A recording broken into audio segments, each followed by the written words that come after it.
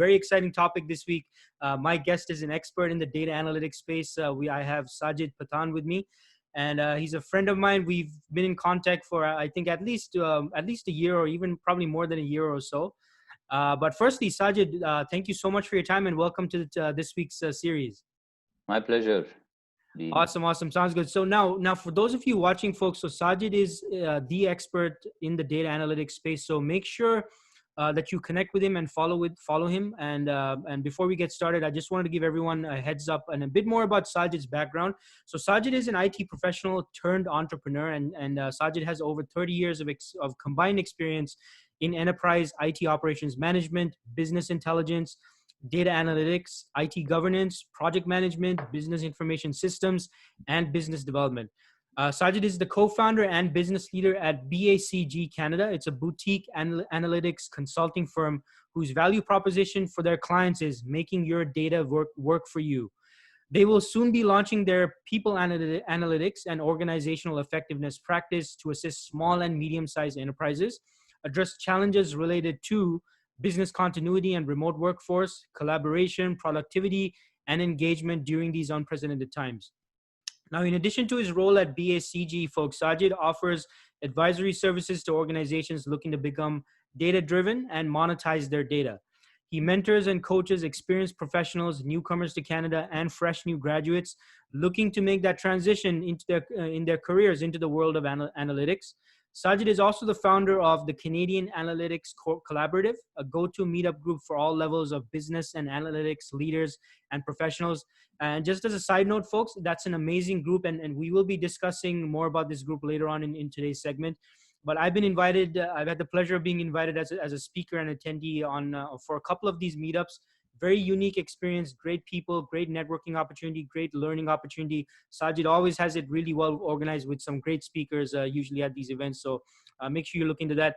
But without further ado, again, Sajid, thank you so much for your time. But how I usually like to start, Sajid, just so that my viewers, who are mostly technical, but also the non-technical viewers, can you tell us, just to set some foundation here, what is data analytics? Thanks, Dean, for the introduction. It stretches 30 years in that short span. Also, you managed to have it, condensed well. Oh, yeah, thank you. So, Dean, I mean, first of all, you mentioned that your audiences, the viewers, are technical and non-technical. I also want to just clarify before we get into depth that I've been in the analytics space now for more than 12 years, but at the same time, my role has been more on the client engagement and architecture and delivery side. I'm not the hands-on techie guy. Okay. So I think that clarification is very important. But the 12 years or 14 years that I've been in this space has taught me a lot, where I've seen the evolution of how things have moved from what we used to have in 2005 to now, and obviously these words, data analytics, AI, and these are jargons that have come up in the last 5-10 years, which are used in different contexts. So it's very hard to define, but generally speaking, I rely on Gartner as an organization where typically I prefer to refer to their definitions, and I like the way they put it across because this is pretty much in line with our thought process. So I would like to just read out the definition of data analytics as per Gartner. I know a lot of people can go, but then I'll also share my own definition of. So Gartner says that data and analytics is the management of data for all uses, that is operational and analytical, and the analysis of data to drive business processes and improve business outcomes through more effective decision making and enhanced customer experiences. So that's how Gartner defines it. Again, it's very broad. It actually covers a lot of areas, but we actually, when we started off in 2005 and we had to actually educate a lot before we could actually convince a client that they really need data analytics. And at that time, it Right. used to be we used to be calling it as data warehouse and business intelligence. Mm-hmm. So at that time, we had this definition which was coined, and I've been continuously tweaking this our own definition of what data analytics is all about. So we term data analytics as it is the science of transforming data into insights and delivering those insights to the right people at the right time in an easy to understand format so that they can make the right decisions to achieve the desired results. Wow, I love that. I like your definition more. That's very easy to understand. I mean, for the technical as well as Exactly. the non-technical person. Exactly. Yeah. So you may call it as an art, you may call it as a science. It depends on how you are as an individual. I would call it as an art. As a group, I would call it as a science. But it's a science of basically transforming data into insights, and Hmm. eventually these insights should be consumed by the decision makers to make the right decisions within their business. Right. Obviously their right decisions are geared towards meeting the objectives of the organization, which is increasing the revenues, reducing the expenses, focusing on improving the business processes, and increasing the customer satisfaction. So again, this is again a very high level definition of what business analytics, but I think by now you've got and the viewers would have understood what is the actual meaning of data analytics. Yes, absolutely, Sajid. Yeah, thanks so much. And again, I really like your definition more because I felt I understood it very well, and I'm sure the viewers also can appreciate that. Now, Sajid, now when we were chatting on the phone, or I believe yesterday, and even at your events, like the topic of being data driven really comes up in the conversations from yourself as well as the other speakers I've seen at your events. So, can we also get into Sajid? What does it mean for an organization to be data driven? I know you kind of touched on it in the definition, but can you expand on that a bit further?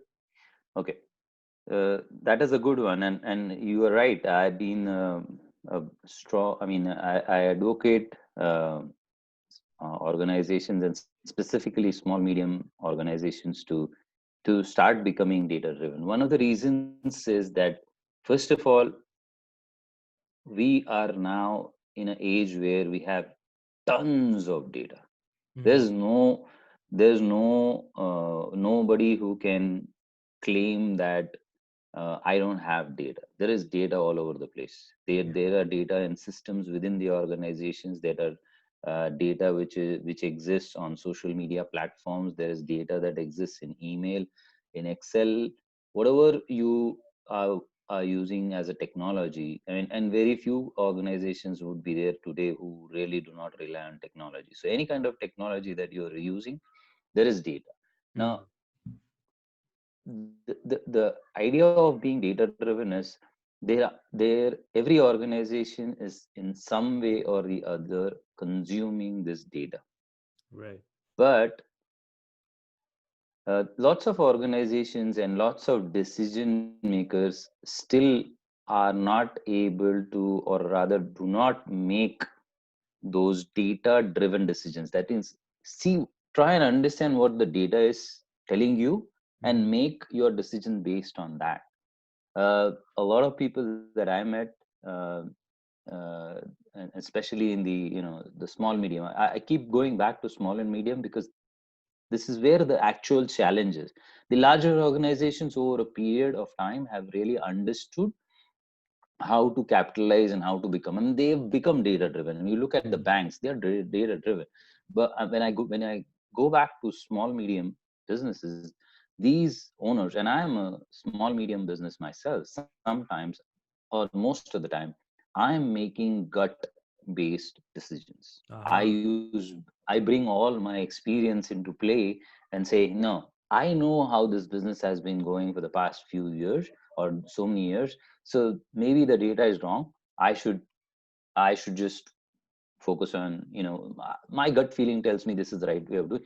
I'm not saying that you should not use your gut feeling. But Mm-hmm. it's a combination of data and your gut is where you need to actually have that intersection. But most of the people do not rely on data. Now, there are many reasons why uh, people do not rely on data, and I think we can cover it in the other questions that we have. But primarily, when I mean data driven, is I'm saying start getting, there is data along within your organization. Start getting this data, use this data to give you the facts and figures. And then, yes, I'm not saying that do not just give away your gut feeling.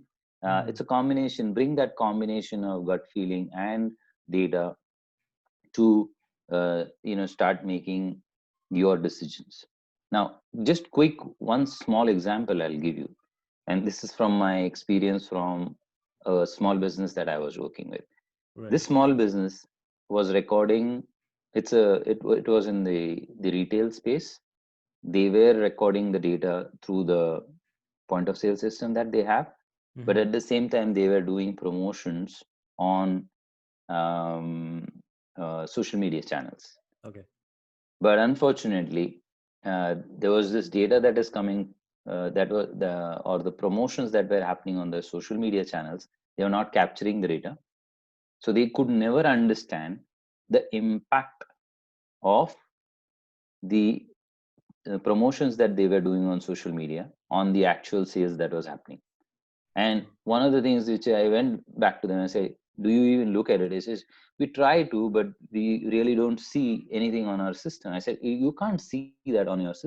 You need to integrate the data and all those things. So unless and until that education comes in, people need to be made aware that these are the ways you can do it. I think people appreciate, they want to become data driven, but the education is also missing. So once owners and business users, managers are educated, they Mm-hmm. understand the importance of data. So it's not like one snap and I become data driven. It's a process by itself. Okay. It's a Okay. process. You need to go step by step to achieve that level of data drivenness within the organization.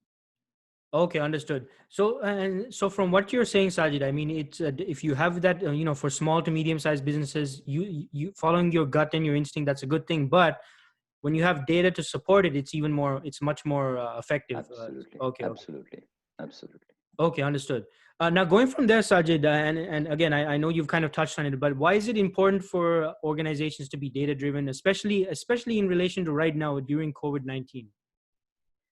Oh, this is a complete game changer. The Yeah. COVID-19 has been a complete game changer. I mean, a lot of organizations have now to even rethink on their own uh, strategies of doing business. I mean, and the first and foremost, uh, what COVID-19 has brought in the industry is that practically everybody had to go online, Mm-hmm. whether it is a restaurant business or whether it is a trading business or anybody. Everybody went, because we went into the work from home, and now work from home has also started to create a new channel of opportunities. So Mm-hmm. I think first of all, every organization will have to revisit uh, their strategy. They are, I mean, I know most organizations are, but the biggest challenge is when you were in the office, it was fine. You could actually have systems, you could have meetings, you could do all those things, which you can still virtually do, but the impact of that is not the same as what you would have in an office. Plus now, being remote and going forward, we don't know how many organizations will continue to have their employees work from remote. But Yeah. going remote means bringing in uh, systems that are accessible over the cloud or accessible from home remotely, which Mm-hmm. means other challenges. So eventually, what has happened is data is there. Now if you can't get this data to a single platform or make it easily accessible to your organizations, your strategic decision making is going to be impaired. Mm-hmm. If you can't, and now is becoming important time to not just look at data that is related to your key business areas, but some areas, like for example, we are exploring, or rather we partnered with a company which is into the space of relationship analytics. Ah. Why is it so important today to understand your relationships within the organizations and external to the organization? Mhm. And again, this is a data that is there. It's not, we are not talking about some new data that is required to look at relationship analytics. It's important to be data driven at this point of time, because you every organization is going to be challenged in terms of budgets. It's going to the spendings are going to be very crucial at this point of time, and most importantly, every organization would want to focus on improving or increasing their revenues, keeping their expenses in check. And unless all this information, all this data is accessible and available to the decision makers, it's practically going to be impossible for making those right strategies. And data also not just from the past. So actually, organizations will have to dig into the data from the past to understand how historically they've been doing business, Mhm. and start capturing the new trends, and then keep pivoting every now and then on your strategy also, because you may come up with a strategy today which 3 months down the line may not be the same. Exactly. Without data, these strategies are going to be a big challenge. So every time you want to revisit the strategy, you need to have data. So that's why Mhm. it's very important to be data driven. Even within our own organization, I made it mandatory now that our teams are capturing data. We are capturing data uh, with regards to our collaboration. We are capturing data with regards to our own productivity, because we are all remote. We don't know how productive our team members are. So all Mhm. this is important, and eventually this is all being collected from different areas, and we're looking at overall organizational effectiveness in this. Otherwise, it's going to be very hard to stay in business. Absolutely. Okay. Okay, yeah, I totally see that, and I guess going from there, Sajid, what's your recommendations for like organizations who want to start positioning themselves to truly become data driven? Like, what suggestions do you have for such organizations? First of all, see, becoming data driven is one aspect of it. Visualizing where you want to go is the first thing. And this initiatives of being data driven have to be led by the stakeholders within the organization. There Mm, has to be leadership involvement. If yeah. leadership involvement is not there, these initiatives do not really pay off. So it's very important that leadership has to be in in charge of these initiatives. Number one, Mm, when I say in charge, I'm saying that they need to lay down the vision.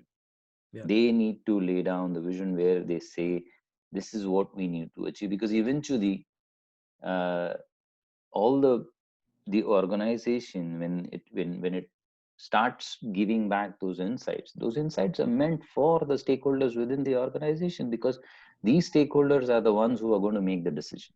So Yeah. first of all, stakeholder involvement and leadership, uh, becoming the champions of this cause, becoming a data driven, I mean, I call it as a cause. Becoming data driven is a cause to me. Mm, uh, Leadership should become champions. Number one, how do they become champions, and how do they help their organization become champions? At this point of time, they need to educate themselves, because if you don't educate yourself, you're going to go astray at some point of time, because yeah. this is an overwhelming field. uh, you go out and you say, I want to become data driven. You may probably want to start evaluating some vendors technologies, and you start getting confused, because now every technology vendor is making a pitch, every consulting company is making a pitch, and what is lost in this whole process is What do I want as an organization? Yeah. What are my objectives? Then the focus has changed and shifted completely towards technology. Frankly, I say you want to be data driven, technology is the last thing to do. Ah, Technology, interesting. every technology can deliver, by the way. The Mm-hmm. cheapest of the technology will also deliver, and the most expensive of the technology will also deliver. What you need to understand is what are your goals and objectives? What is it that you need to? So, first, foremost, leadership involvement. Second, education. Education in terms of understanding what are the benefits of becoming data driven, what steps need to be taken within that. Third is to start understanding your own requirements. Mm-hmm. Where is it? Which areas would I like to be data driven to begin with? These are critical to me. I want to start focusing on this. The reason why I recommend working on the requirements first is because most organizations, when they try to become data driven, they try to come up with an enterprise wide requirement. I say don't do that because it will mess it up. Mm-hmm. Go into certain areas. What is important to the stakeholders to understand so that they can quickly start showing results within the organization. Like, for example, today every organization would want to understand the trends they have had in the past with their revenue and strategize how they can increase their revenue. One problem on hand, good enough. Do not go further. Dig deep into it because this itself is a process. And Mm-hmm. when you have an area that you have identified where you want to apply data or want to become data driven in your decision making, try and understand whether the processes behind it are also correct, because Mm-hmm. now you're trying to actually look at how does this data come, how do we engage with the client, how all those things. Mm-hmm. And when I'm saying revenue, I'm not just saying just one number, there are many other things. I want to understand what are the channels through which I sell this particular product. I want to understand in the past which customer has been giving me the most business. Right. I want to understand which particular product does this particular customer buy.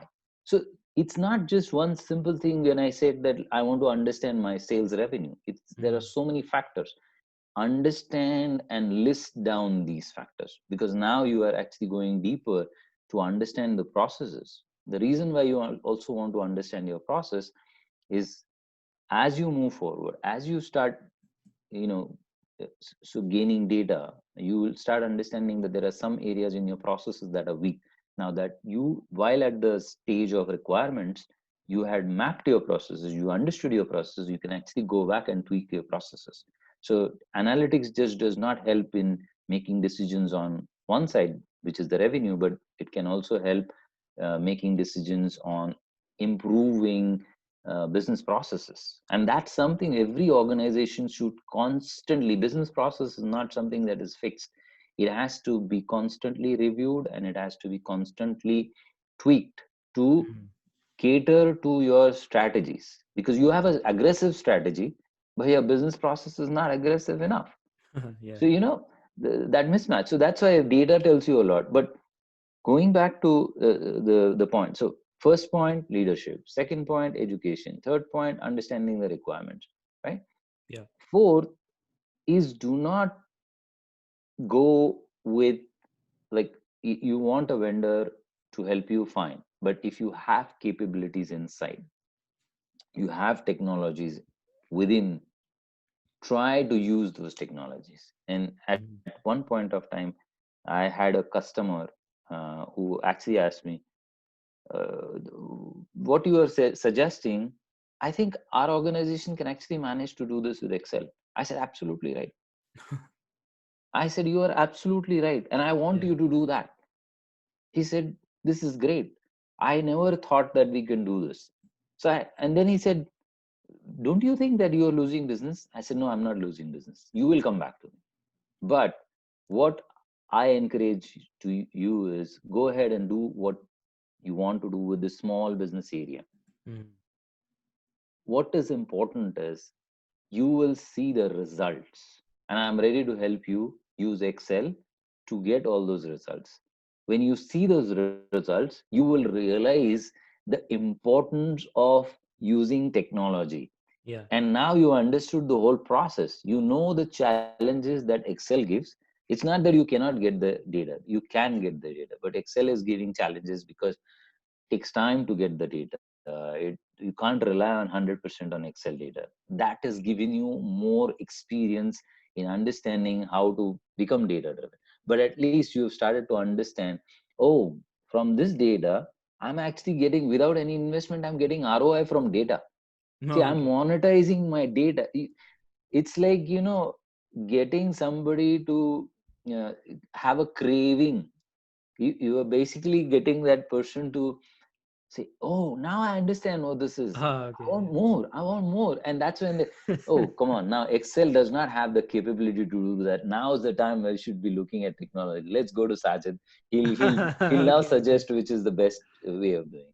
And so what has happened at that time is you have actually now understood that this is a cycle, and Mm. you are more educated to talk to a vendor. Otherwise you become, vendor drives you. And as a consulting organization, my job is to keep myself neutral. I Mm. do not focus on offering.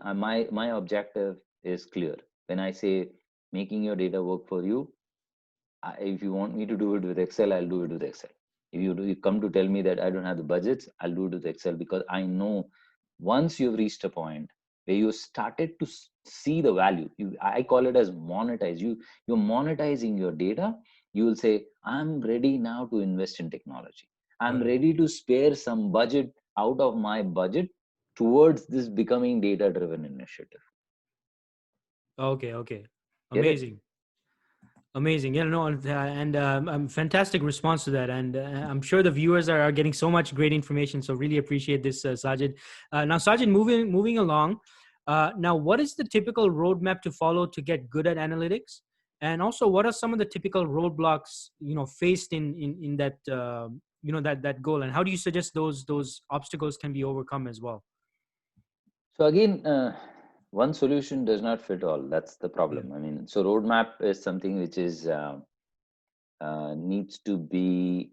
So it's a so usually when we help organizations actually carve their roadmap, Mm. analytics or data strategy is what we call it as, but it has to start off by uh, the objectives of the and the goals of the organization. It starts at that level first. So Okay. what are the goals of the organization? What are the objectives of the organization? I want to be because typically every organization every year sets their plan, and they say this year we want to achieve X amount of increase in our sales, we want to reduce this. Once that those goals are set, I think the next step is to, so our previous question that you asked and the answer that I gave, that leadership involvement has to be there. Mm. So that is still part of the roadmap, but Okay. critical in your roadmap is to again have those smaller projects, identifying those smaller projects, allocating the budgets for those smaller projects, and making sure that what are your expectations from these projects. If you are very clear that I want to use data and make the decisions and make the strategies to help me improve my let's say sales effectiveness by X percentage, that's the result that you've already wanting to see. You may not achieve it 100%, but at Mm. least you now have a business case. So as a part of the roadmap planning, you have to have those things: leadership involvement, you should have education, you should have this, but then these are specific things that are there. And most importantly, the technology. And technology should be chosen based on not the budget, Mm. but based on your requirement. What are my requirements? And Yeah. when you talk of requirements, you don't talk of requirements which you have on hand today. Say, where do I want to go 3 years down the line, and where do I want to go 5 years down the line? And based on that, you identify a technology whereby I can actually make a investment in the beginning, which will actually support my initiatives for the next 3 to 5 years.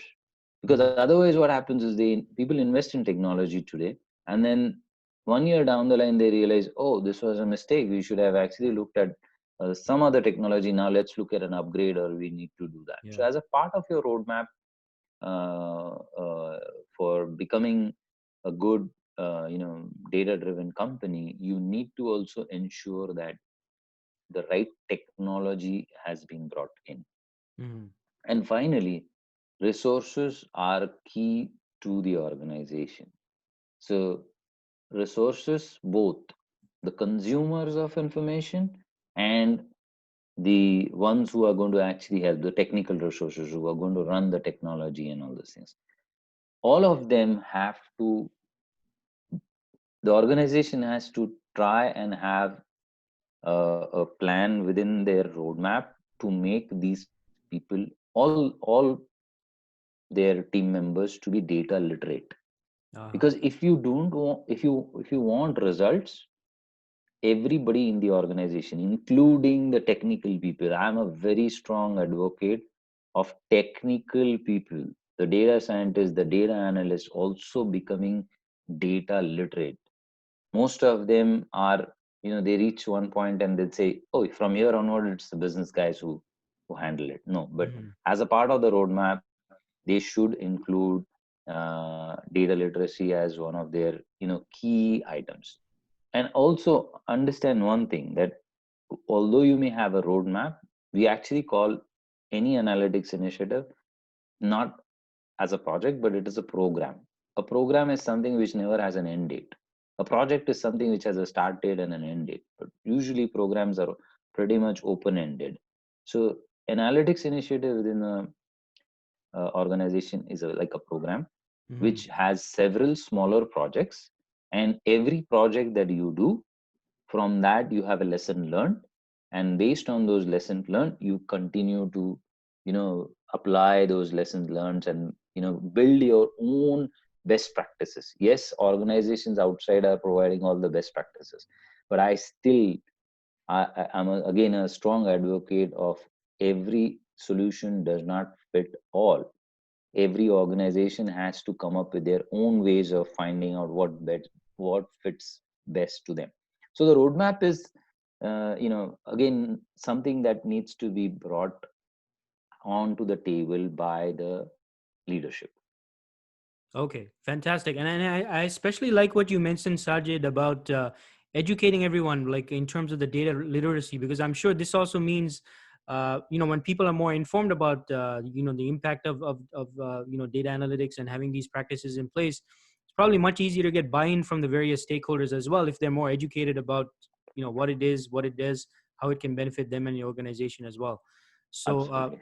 yeah, so totally get that. Now, moving forward, Sajid, in terms of what you see in the data analytics space as someone in this space, can you speak about, can you share with the viewers some of the current trends, or how you see things playing out in the near future, or anything you observe from a trends standpoint?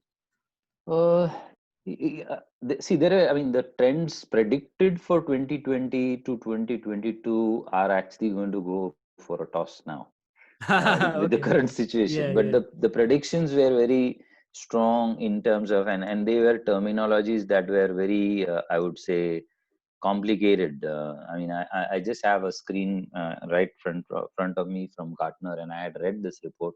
They were talking of trends like things like augmented analytics, Wow. explainable AI, NLP and conversation AI analytics, uh, augmented data management. But these are very complex. I'll tell you what my own personal observation is in terms of the trends that are going to Mhm. come. One, the adoption of cloud BI. It was, I'm not saying that the cloud BI was not there. Cloud analytics was not there. It was there.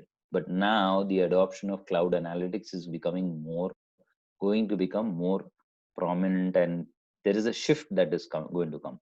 So a lot of organizations will adopt cloud BI, cloud analytics, for different reasons. And one of the key reasons is going to be the budgets, because now organizations are going to not want to spend huge money in technology investment. They would rather save the money for uh, employees salaries, rents, and all those Yeah. things, right? So there is going to be the shift going to cloud. Now cloud will bring other challenges.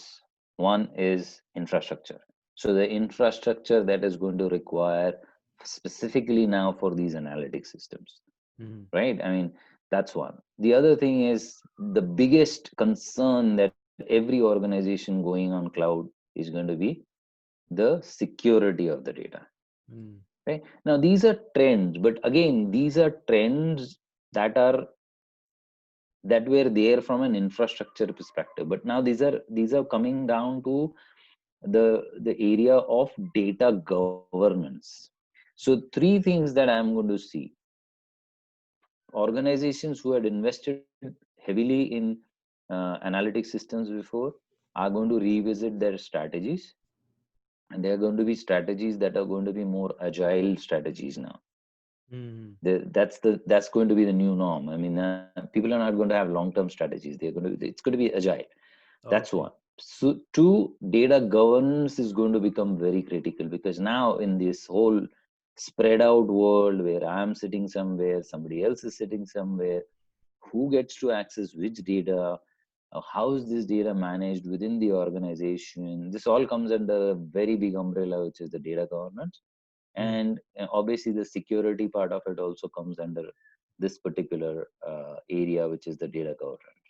And the other one, last one, which we talked and touched based upon, is the data literacy. I think these are going to be the key things. Yes, other than that, organizations who have the funding, who have the money, will go for things like artificial intelligence, NLP. I am also assuming that blockchain will come as a part of analytics. Those trends are there, but I think that shift it's probably moved to 2022 or later. Today Okay. I think these three things are going to become critical: data governance, uh, data literacy, and what was the third one I said? Forgot. Yeah. So data governance, data literacy, and then the move to Strategy. the data Strategy. the Data strategy. Mm. strategy. Yeah, yeah. Okay.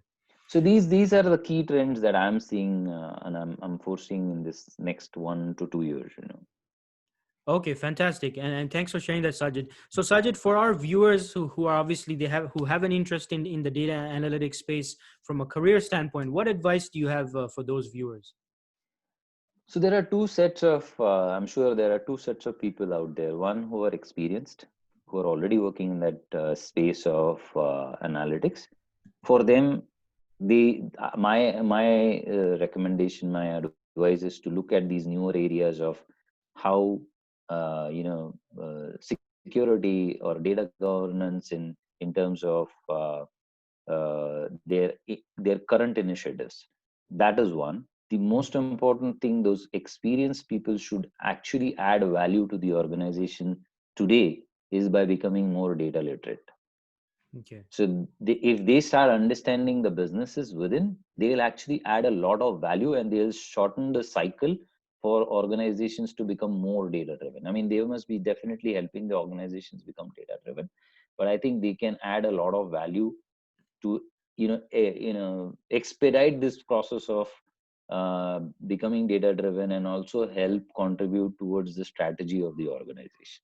So that's for those people who are already there in that space. But those Right. people who are looking at transitioning into the analytics space, one of the things which I keep suggesting to all, so when I do my mentoring, and a lot of people do come to me in terms of they want to transition, so I first of all ask them to understand what are their core skill sets.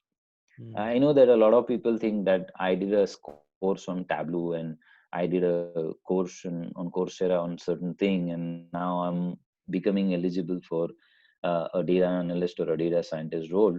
True, Right. but things have changed. The market has become very competitive. You will still be considered as a fresher over there. If you're just a, have a course or two, you're still considered as a fresher, although you may be 4 or 5 years of experience in the industry in a Yeah. different field, not in data analytics now. But if you go back and understand what your functional skill sets are, so somebody is coming from a manufacturing background, Mhm.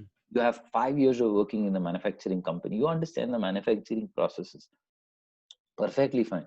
I met people who come from manufacturing background and now want to have a career in data analytics in finance. Oh.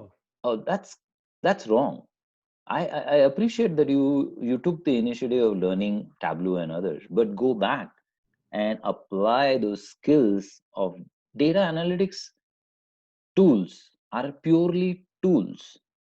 They need subject matter experts to run those tools. It's like car is a car. A Rolls Royce is a Rolls Royce, and Toyota is a Toyota. But Yeah. how do you drive the car is what is important. Yeah. I will drive the car when I know how the car operates, That's right. right? So that's what I'm saying, that if you have a background in a specific domain, then stick to that and use the tools to apply all that subject or all the knowledge that you have gained. You will be much more valuable in a manufacturing environment as a data analytics professional than in a finance. Finance is going to be difficult for you because you don't understand the subject. So try to Mhm. focus on your functional skill sets rather than focusing on the technical skill sets. And eventually, your goal should be to become a data storyteller. And Uh-huh. I'm sure you heard of this, me saying this, Yes, I've heard that that many because times. Yeah. eventually, as a subject matter expert, when I see that what are these numbers saying, I have a much more stronger standpoint in terms of what is the story behind this data. But if I Mhm. was, let's take a manufacturing guy going into finance, and I see a dashboard right in front of me, I have absolute no clue what this is all about. So eventually your objective as a data analyst, data scientist, should not be just to bring those dashboards to a user, but you should also have the ability to express and explain the story behind the data that you are actually delivering, or the insights that you are delivering to the consumers of that information. Awesome, amazing advice. Thank you so much for that, Sajid. And Sajid, as we start to wrap this up, can you please tell us, now let's talk about your, things at your end. Can you tell us about your group, the Canadian Analytics Collaborative? I've been to a few of your events. I loved. I really enjoyed it myself. But can you tell the viewers more about, that group? So, Canadian Analytics Collaborative is a go-to platform. I created this as a go-to platform for all levels of business and analytics professionals. The idea was, one, to bring that collaboration between the business and uh, the technical professionals. That Mhm. was one. Second was, I did not want this platform to be a platform to discuss technology. It was a platform which discusses business. It is a platform that discusses concepts. So the whole objective of this Canadian Analytics Collaborative is to keep it more collaborative. Where I want, although I've been dormant now for the past 3-4 months, but we are looking at reviving it. But the objective is that we want collaboration between the businesses and the professionals, so that they can all work towards achieving the business goals. The eventual thing is that how does analytics help organizations drive their businesses? I don't want to Mhm. focus on the technology aspect. One of the things that happened, and you have been part of it as a part of my moving forward, I realized that a lot of job seekers, newcomers come to this platform Yes. because it was a great networking platform too, because we have had great successes from a networking perspective. That actually made us to start off mentoring, and then we came up with this unique signature event for ourselves, which we called as the personal branding event, personal Yes. branding Yes. pitch I love for that. Yeah. analytics professionals.